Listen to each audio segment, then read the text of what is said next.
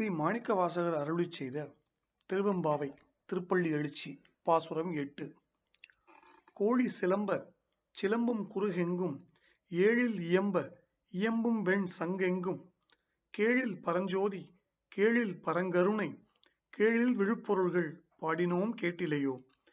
வாழி ஈதென்ன உறக்கமோ வாய்திறவாய் ஆழியான் அன்புடைமை ஆமாறும் இவ்வாறோ ஊழி முதல்வனாய் நின்ற ஒருவனை ஏழை பங்காளனையே பாடேலோர் எம்பாவாய்.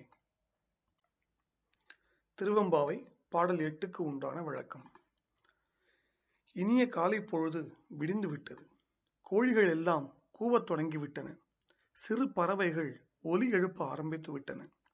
அவைகளின் ஒலியானது சிவ சிவ என்று ஒலிக்கின்றது. ஆலயங்களில் எங்கும் வெண் சங்குகள் முழங்குகின்றன. நாங்கள் அனைவரும் தனக்கு ஓமை இல்லாத பேரொழியை, ஒப்பற்ற பேரருளை, மேலொன்றும் இல்லாத மெய்ப்பொருளை, பரஞ்சோதியை பாடினோமே, அது உனது செவிகளை எட்டவில்லையா? உன் உறக்கம்தான் எப்படிப்பட்டதோ? வாயை திறந்து ஒரு வார்த்தையாவது சொல்லேன். நீ இறைவனை வணங்கும் முறை இதுதானோ?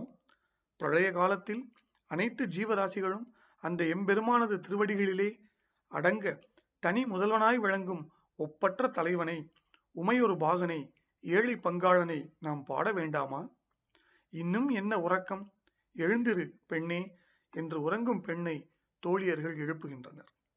இந்த பாசுரத்தில் குருகு என்றால் பறவை என்றும், ஏழ் என்றால் 7 சுரங்களால் ஆன இசைக்கருவி என்றும், கேள் என்றால் ஒப்பு என்றும், விழுப்பொருள் என்றால் மேன்மை தங்கிய பொருள் என்றும், ஆழி என்றால் சக்கரம் என்றும், ஏழை என்றால் பெண் அதாவது சக்தி என்றும் பொருள் கொள்ள வேண்டும்.